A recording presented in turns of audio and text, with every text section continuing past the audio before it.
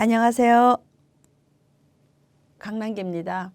양식 조리 기능사 필기를 위해서 양식 음식 조리 이론이라는 과목이 있죠. 그 중에 제1차시로서 양식 기초조리 실무에 대해서 학습해 보기로 합니다.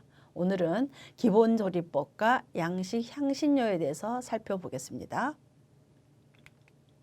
학습 목표로 양식의 기본 조리법, 양식의 기본 썰기 및 모양 내기, 양식의 향신료에 대해서 학습함으로써 양식 조리 지식을 쌓는 데 학습 목표로 둡니다.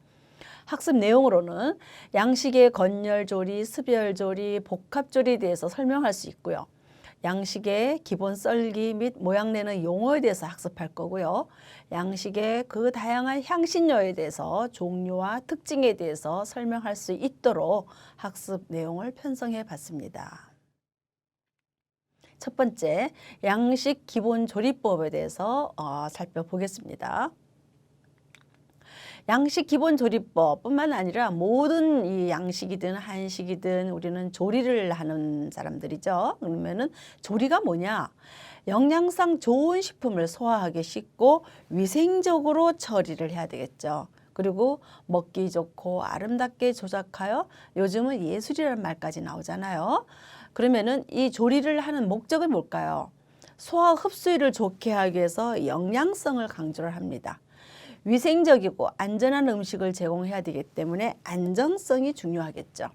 또한 향미와 질감과 색깔의 변화, 또 맛 이런 것들을 기호성을 강조를 하죠. 이 모든 것이 갖추어졌을 때에 당연히 저장성이 아주 중요합니다. 다시 말해서 조리의 목적은 영양성, 안정성, 기호성, 저장성 4가지 요소를 알아두기 바랍니다. 그러면 조리하는 방법에는 어떤 게 있을까요? 열을 가하는 게 있고 열을 가하지 않는 게 있겠죠. 열을 가하지 않는 비가열 조리법. 뭘까요? 열을 가하지 않고 생것으로 하는 걸 말하는 거죠. 샐러드라든지 소금에 절이는 염지법이라든지 설탕에 절이는 당장법이랄까? 이런 것들은 가열하지 않고 조리를 하는 거죠. 또 가열하는 것으로서는 어떠한 열을 가해서 에너지를 가해서 익히는 건데 수분이 들어간 거는 습열조리라 하고 수분이 들어가지 않는 것은 건열조리법이라고 합니다. 또 복합이라는 거는 건열과 습열을 같이 섞은 것을 복합요리라고 하죠. 그래서 조리 방법에는 가열한 것과 가열하지 않은 이렇게 2가지로 분류를 합니다. 그러면은 이 열을 전달하는 방법으로는 대류냐, 전도냐, 복사냐 이렇게 3가지로 크게 나눠요. 대류라는 거는 류는 흐른다는 뜻이에요. 어떤 거냐 하면은 공기도 마찬가지로 우리가 에어컨을 킨다, 히터를 킨다 그러면 공기의 흐름이 있잖아요. 이 공기의 흐름으로 인해서 익어가는 거. 오븐 안에서 열을 가한 부분과 열이 닿지 않는 부분이 흐르는 거예요. 어떻게 흐르냐? 온도가 높은 곳은 공기는 올라가게 돼 있습니다. 반면에 온도가 낮다 그러면 보통 아래로 내려가요. 그러다 보니까 공기가 이렇게 흘러대는 거죠. 이러는 가운데에 재료가 들어가서 익어지는 거죠. 그래서 물을 끓일 때에도 비교를 할 수가 있겠어요. 냄비에다가 물을 붓고 열을 가했어요. 불을 켰어요. 그러면은 불 가까이 있는 데는 뜨거워지면서 그 물이 위로 올라가서 흘러가겠죠. 그리고 위에 물이 뜨겁지 않은 거는 또 밑으로 내려가겠죠. 이렇게 흘러져 가면서 대류 현상에 의해서 모든 것이 익어지는 것이 많이 있습니다. 또한 전도라는 게 있어요. 전도는 뭐냐면은 팬 예를 먼저 들게요. 후라이팬에다가 열을 가했어요. 그러면은 팬이 따뜻해지겠죠. 그런데 이 따뜻해지는 것에 음식을 얹으면은 당연히 익어가겠죠. 냄비에다가 요리를 하다가 탕을 끓이다가 국자를 걸쳐놨어요. 그럼 국자가 뜨거워지겠죠. 이것도 다 열이 전도가 되는 거예요. 열이 물체를 따라서 높은 온도에서 낮은 온도로 이동하는 거죠. 그러니까 당연히 금속이 열 전도율이 더 높아지겠죠. 반면에 유리 그릇, 도자기 그릇 이런 것들은 열 전도율이 아주 느리고 약하죠. 또한 복사 이런 게 있어요. 예를 먼저 들자면은 비닐하우스에 야채를 재배를 했어요. 그러면은 햇볕이 거기를 쏘겠죠? 그럼 그 태양열이 비닐하우스를 뚫고 그 안에 들어가서 비닐하우스 안을 따뜻하게 해주는 거. 그것처럼 열원으로부터 중간 매체 없이 그냥 열이 식품에 전달되는 거. 뭐 오븐 안에서도 복사열을 이용할 수 있는 거고요. 어쨌든 열을 가해서 가열해서 익힌다라는 것은 대류 현상, 전도 현상, 복사 현상 이런 전달 방법으로 인해서 열이 가해진다. 알아두시면 좋겠죠. 그렇다면 이 가열하는데 이제는 어떤 방법으로 했느냐. 가열 방법에 공기와 기름만 들어가지 물이 들어가지 않았어요. 예를 들어 에어프라이어 기름 물 안 넣죠. 또 튀김 물 안 들어가죠. 그래서 공기나 기름을 이용한 것을 건열조리라 하고요. 물이나 수증기를 가했어요. 끓이거나 찌거나 이런 것들은 수분이 들어갔죠. 습열조리라 하고요. 근데 이 건열과 습열이 같이 합쳐졌다. 복합됐다. 복합조리라 합니다. 또한 우리 초단파 조리를 많이 이용합니다. 예를 먼저 들자면은 전자레인지. 전자레인지는 그냥 용기에 뭐 재료를 담아서 그냥 넣기만 하잖아요. 그거는 그 식품 자체 내에 수분이 있어요. 이 수분이 자기네끼리 마찰을 일으켜 가지고 열이 발생해서 익는 거거든요. 그런 것을 초단파 조리다 이렇게 얘기를 합니다.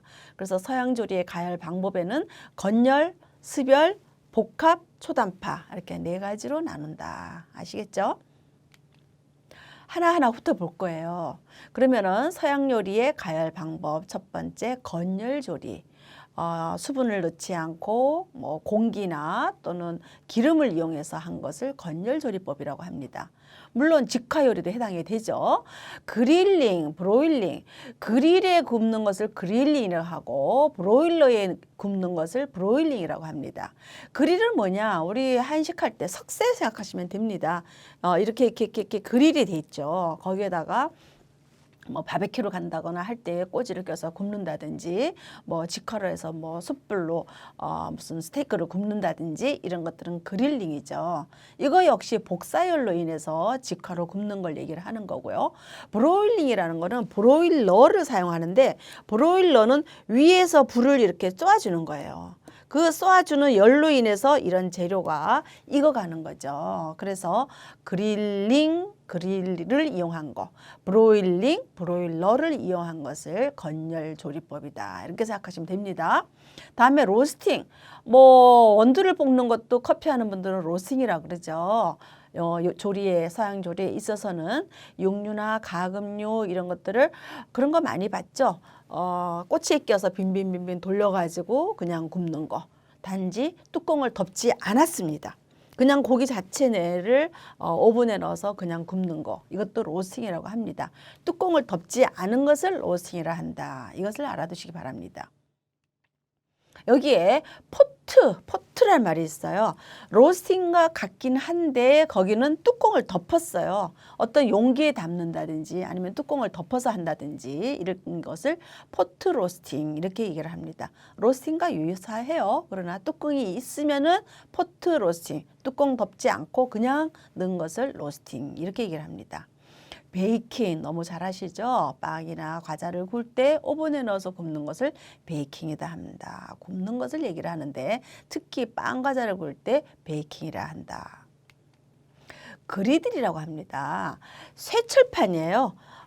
그리들이라고 하는 쇠철판에다가 기름을 넣거나 또는 뭐 그냥 넣지 않고 굽거나 이런 것을 그리들이라 한다.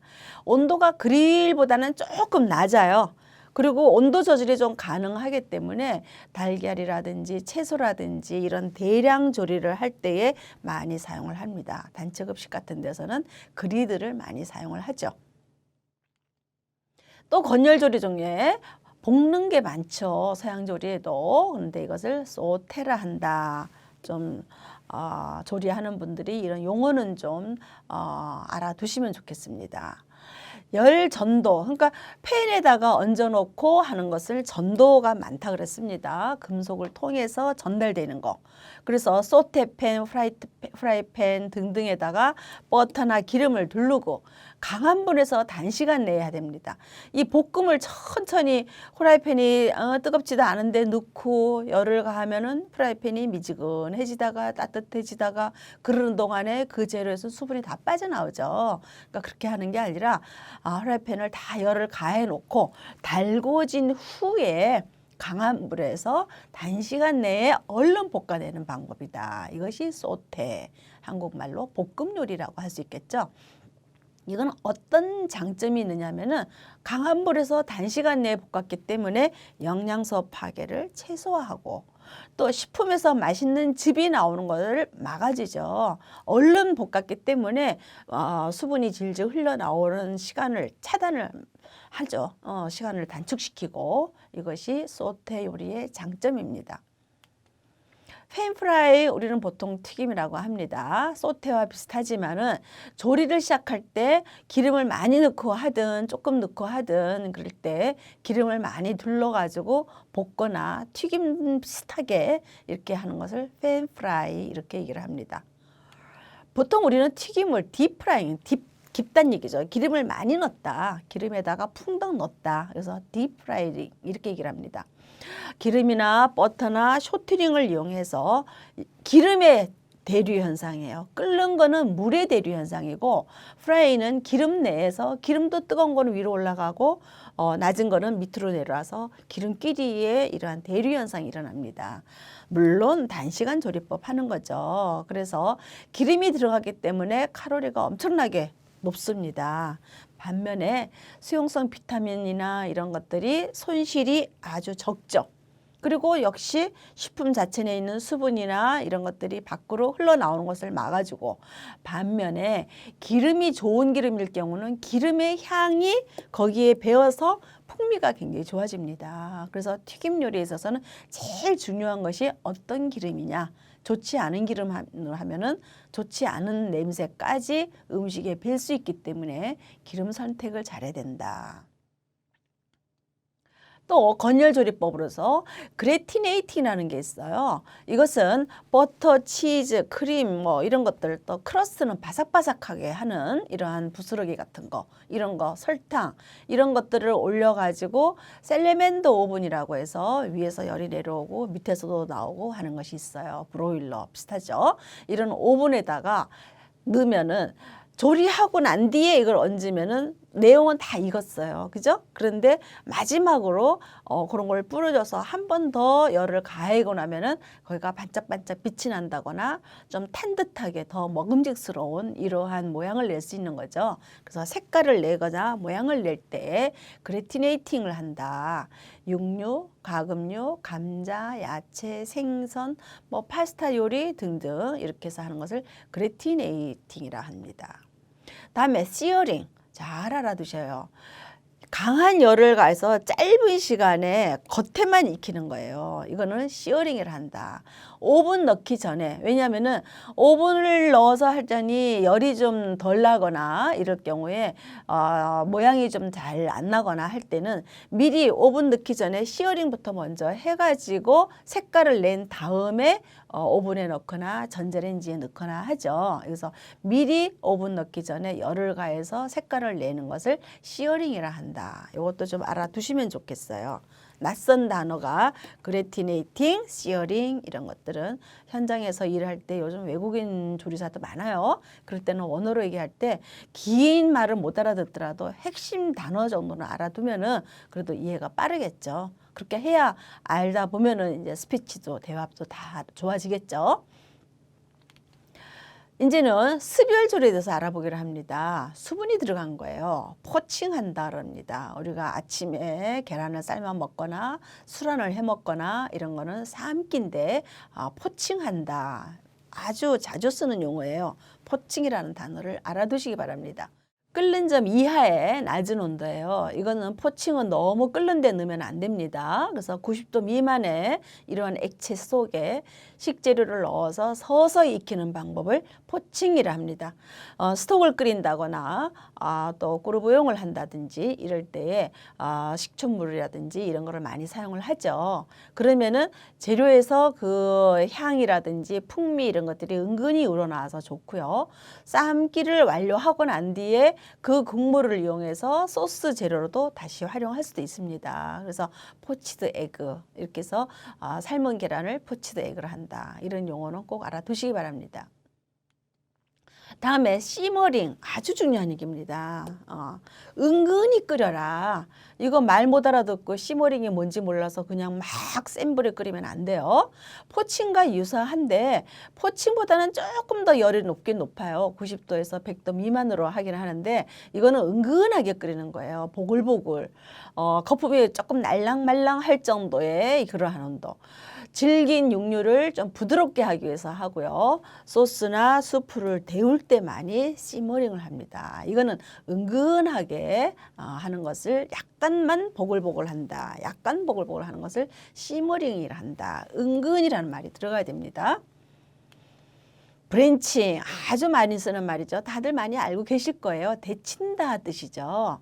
한식에서도 뭐 여러분을 뭐 알아두시면 좋겠지만 시래기 같은 것을 그냥 말리는 때보다 살짝 데쳐서 말림으로써 색깔이 변해지는 효소를 죽인다. 이런 것들을 브랜칭이라고 한다 하는 것처럼 한식이지만 브랜칭이란 말을 많이 써요. 우리는 데친다라고 하죠. 근데 양식에서는 브랜칭이 굉장히 많이 쓰입니다. 토마토 껍질 여기 나오죠. 콩가세라 하는데 토마토 껍질을 칼로 깎으면 두껍게 깎아질 수밖에 없거든요. 근데 끓는 물에 토마토를 넣으면은 아주 피막이 벗겨지듯이 정말로 너무 비닐보다도 더 얇게 껍질을 벗길 수 있는 그런 방법이 콩가세인데 이거 역시 뜨거운 물에 넣어서 블렌칭을 시키는 거예요. 한번 보면요. 채소를 끓는 물에 넣었다가 빨리 건져내서 식히는 건데 시금치도 브랜칭 하죠. 끓는 물에 소금을 넣고 뭐 야채를 넣고 또 뚜껑을 열고 얼른 데쳐서 찬물에 헹궈낸다. 녹색 채소는 물론 우리가 스테이크 할 때 가니쉬도 시금치 할 때 그렇게 사용할 거고요. 이렇게 함으로써 비타민이나 무기질 손실이 예방이 되고 좋은 질감을 주죠. 또 어떤 경우는 살짝 데쳐냄으로써 불쾌한 뭐 맛이나 색깔 이런 것들을 없애기 위해서도 브랜칭을 하고요. 제일 많이 쓰는 양식에서는 콩가세, 토마토 껍질을 제거할 때 쓰는 것이 브랜칭이다. 이거는 뭐 다 알고 계시기 때문에 별표는 많이 해야 돼요. 그런데 알고 있으리라 믿고 그냥 넘어가겠습니다. 또 수별 조리로서 가장 대표적인 것은 보일링. 우리는 끓다. 한식에서는 뭐 탕 끓이는 거 이런 것들을 양식에서는 보일링이라고 합니다. 100도 이상의 끓는 물에서 익을 때까지 가열하는 거다. 뭐 스파게티도 보일링이고요. 그죠? 전분이 호화되게 하기 위한 거죠.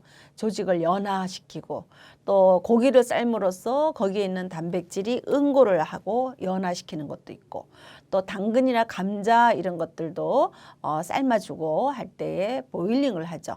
또 스톡을 할 때도 스톡은 물론 은근하게 우려내지만은 처음에는 끓는 물에 찬물에다가 넣고 하다가 끓이는 거죠. 그러고 나서 점점 온도를 낮춰주는 게 스톡인데 찬물에서 뚜껑을 덮지 않고 하는 맑은 스톡도 있고 빠져 삶은 것도 있고 그래서 보일링 하는 방법은 여러 가지가 많이 쓰이고 있습니다. 다음 수별 요리 중에서 스티밍, 우리는 찐다 이렇게 얘기를 합니다. 식재료가 물에 직접 닿지 않고 수증기의 기화열, 잠열 이런 것들을 이용해서 가열 조리하는 방법이죠. 수용성 성분하고 푹 담그는 건 아니기 때문에 맛이나 이런 손실은 적지만은 가열 시간이 좀 길어요. 푸딩을 한다거나 생선을 찐다거나 조개류를 찐다거나 이런 것들을 스티밍이라고 한다. 다 아시는 내용이에요. 글레이징, 불어로 얼음이라 하는 뜻이에요. 얼음처럼 윤기가 바짝바짝 나게 하는 것을 글레이징이라 한다.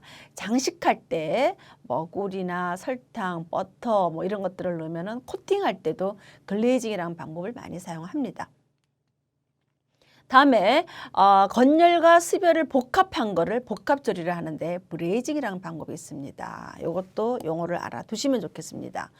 닭이나 어류나 채소 이런 것들을 볶은 후에 액체를 넣습니다. 그러니까 볶았으니까는 건열이고요. 액체를 넣었으니까 수별이잖아요. 그래서 볶아서 건열과 수별을 합쳤기 때문에 복합조리가 되는 거죠. 육류를 팬에서 건열로 잘 볶아 놓고 잘 익히기 위해서 수분을 좀 더 추가하는 거, 이런 것들도 브레이징이라고 합니다. 스튜, 우리 자격증 시험에 비프 스튜가 나올 건데요. 브레이징하고 비슷한데 브레이징은 좀 입자가 큰 거를, 덩어리가 큰 거를 브레이징을 하고요. 스튜는 조금 작습니다. 그래서 직육면체로 한 2cm 정도를 해서 만드는 것이 비프 스튜인데, 이것은 갈색으로 구워가지고 뭐 한다든지, 그래서 국물도 좀 자작하게 넣고 이렇게 하는 것을 스튜라고 하죠.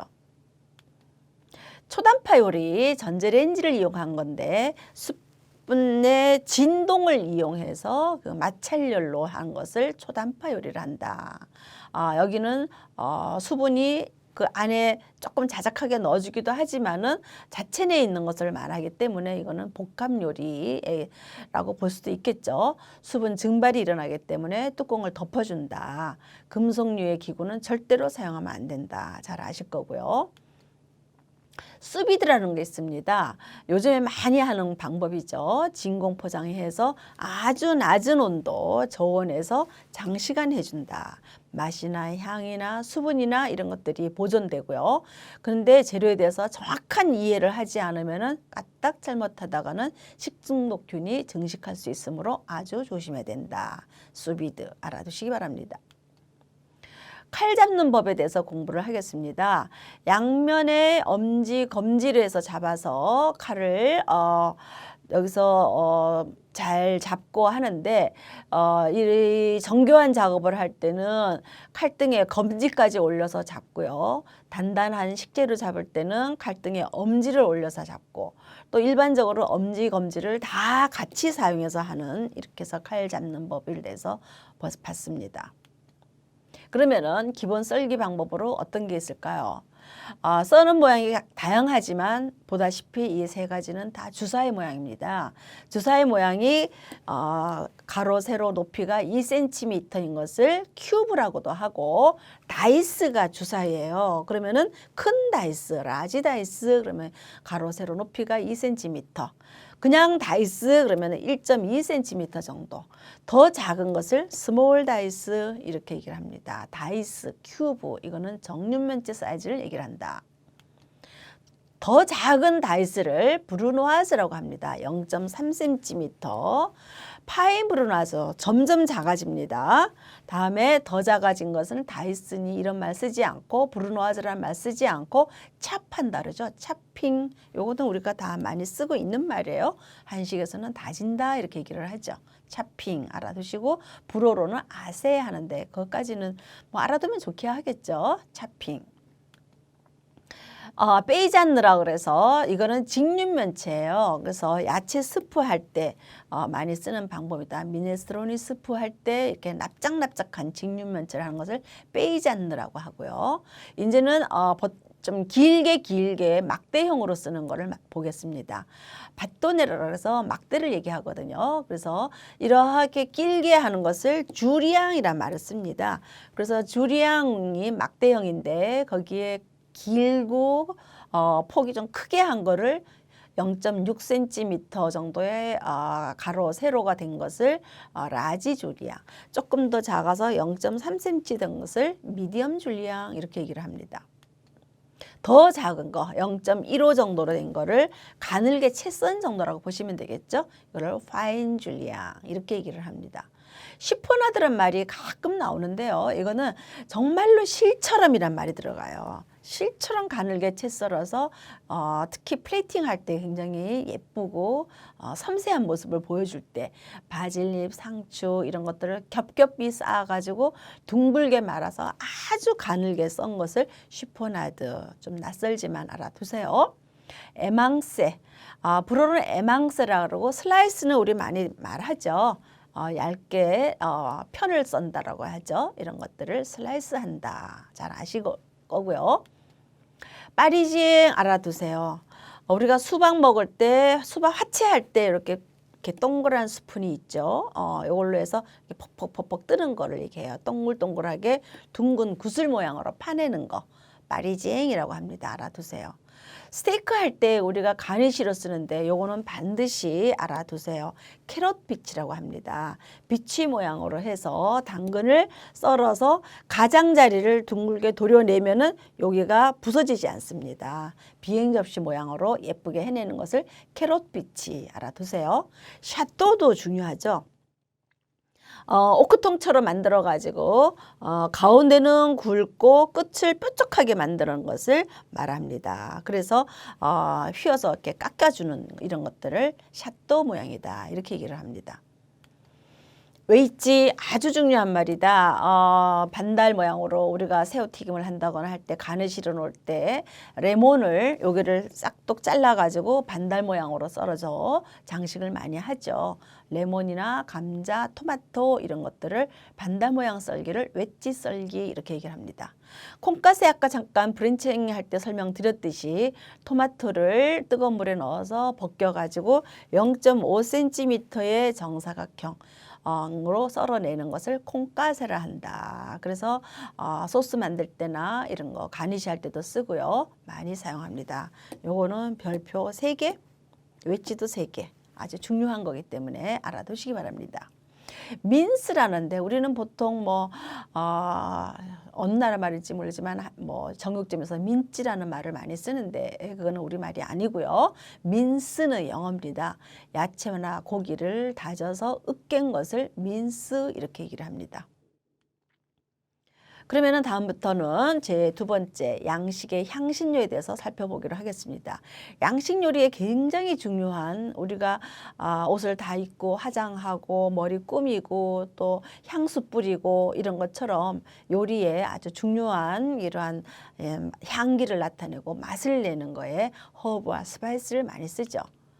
허브와 스파이스를 향신료라 하는데 허브는 보통 식물의 잎이나 줄기를 사용하는 것을 말하고 스파이스는 열매, 뿌리, 줄기, 껍질, 씨앗 등등 해서 향기를 내는 것을 스파이스라 하는데 어떤 거는 허브도 스파이스에 속하는 게 있습니다. 그래서 어쨌든 간에 이것을 향신료라 하는데 조미료로서 건조한 것도 많이 있고 프레시한 것도 많이 있습니다.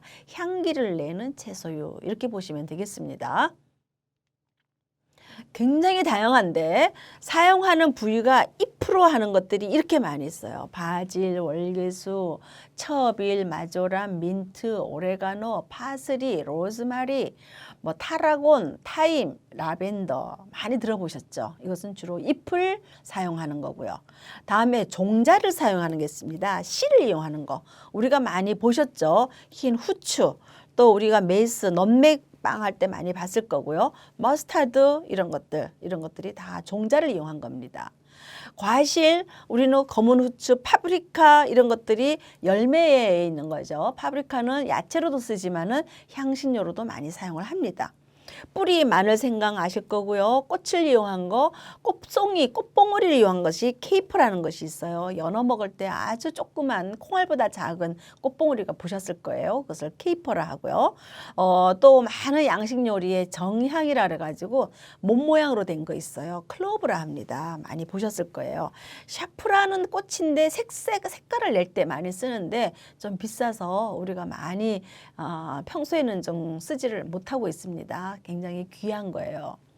잎이나 줄기를 쓰는 거 우리가 이따가 많이 볼 건데요. 차이브, 코리앤더, 우리 고수라고 하죠. 이런 것들도 있고 레몬밤.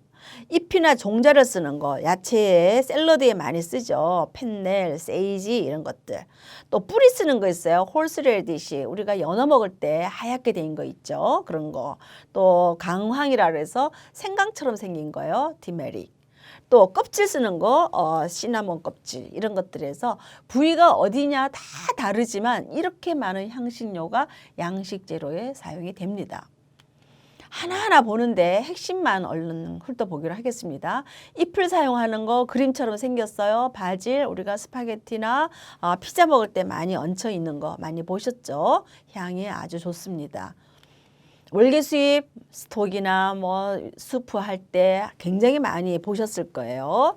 향신료로 또 부케 가른이라 해서 여기다가 정향을 꼭꼭꼭꼭 박아가지고 우리는 탕이나 왜 박냐면은 나중에 끓이고 나서 건져내야 되거든요. 그럴 때 건져내기 쉬우라고 거기다가 정향을 박아서 우리는 부케 가른이로 향신료로 쓰고 있습니다.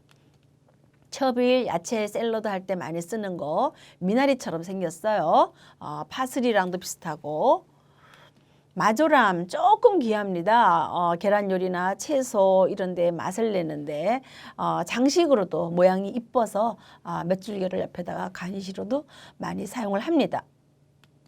민트 우리는 굉장히 많이 쓰죠. 페퍼민트가 있고 스페어민트, 애플민트 등등이 많이 있습니다.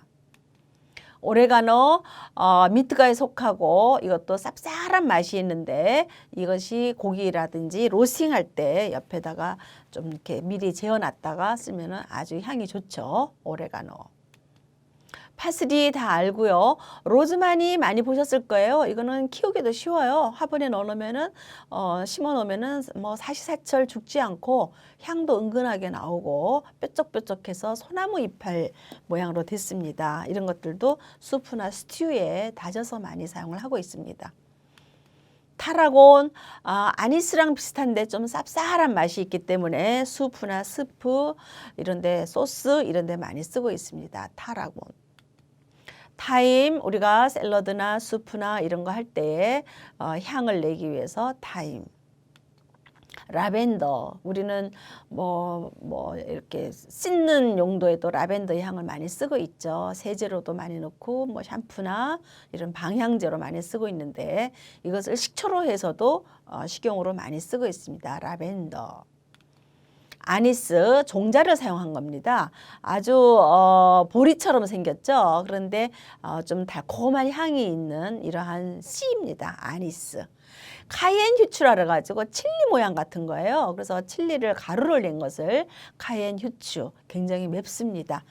토마토 살사 소스에다가 토마토 다지어서 여러 가지 향신료를 넣고 해놓으면은 좀 쌉쌀한 맛이 좀 동양적인 맛도 좀 많이 나고요. 왜냐면은 고추 향이 나오기 때문이죠. 카이엔 휴추. 큐민이라 그래서 조금 카리 맛도 좀 나고요. 피클이나 이런 거 할 때 많이 사용을 합니다.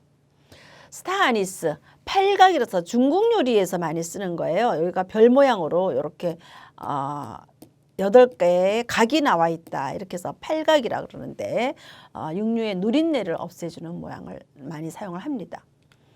넘맥 제과제빵에 많이 쓰죠. 육도국가에서 쓰는 거 메이스 씨를 가루내서도 많이 쓰고 있죠.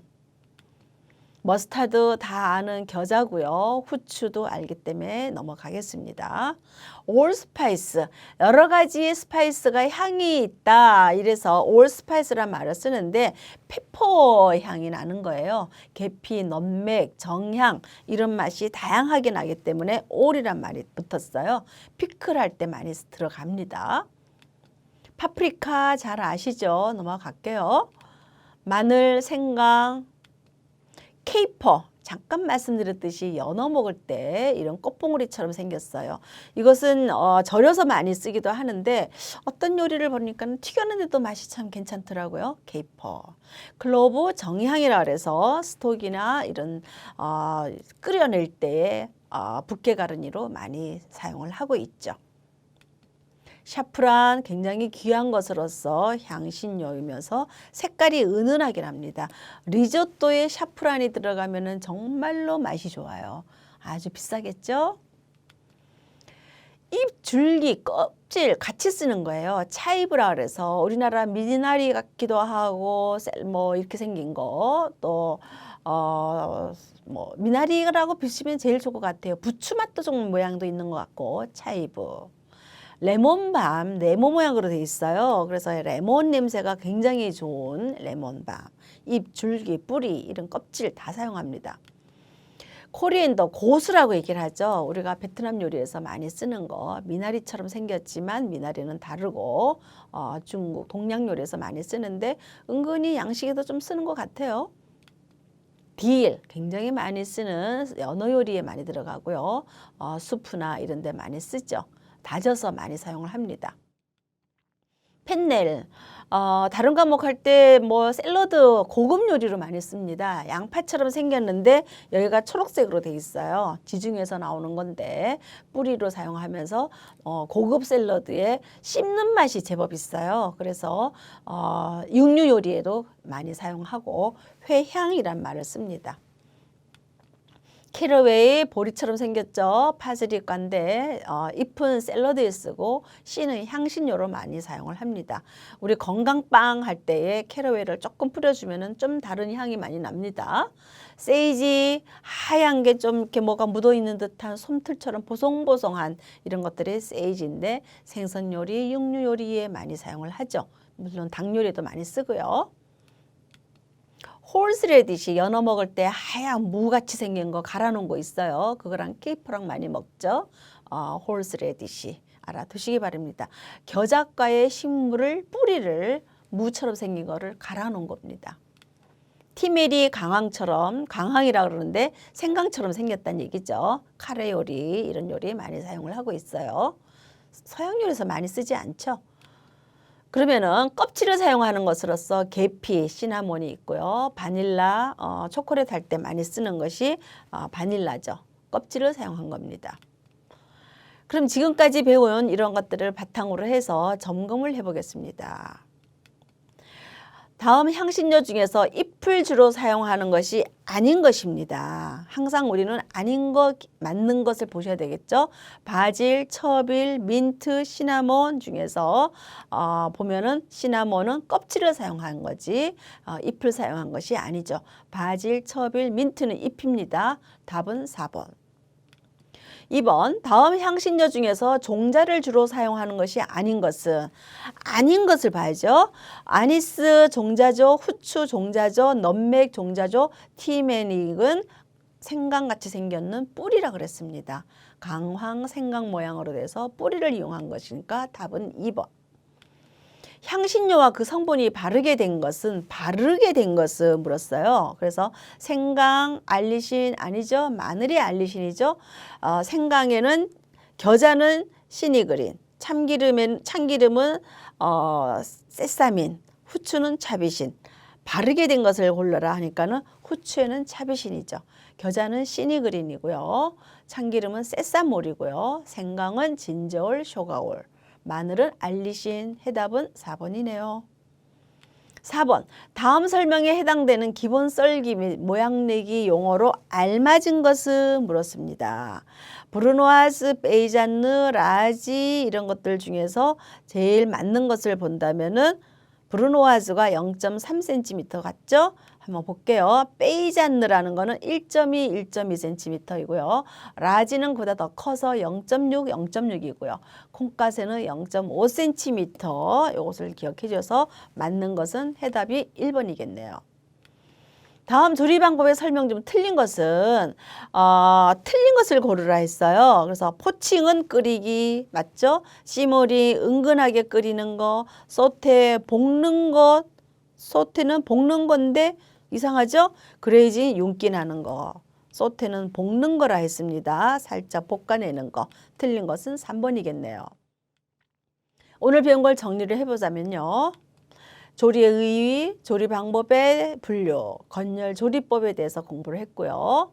수별 조리도 했고요. 복합 조리도 했고요. 기본 썰기 모양 내기를 다양하게 크기랑 비교해서 공부를 해봤습니다. 향신료, 다양한 향신료를 훑어봤죠. 이것으로서 오늘의 그 향신료 수업과 조리에 대해서는 마치고요. 다음 차시를 예고해 드리겠습니다. 이 차시에는 양식 스톡 조리에 대해서 학습하는데 브라운 스톡에 대해서 학습할 것을 미리 예고 드립니다. 수고 많으셨습니다. 감사합니다.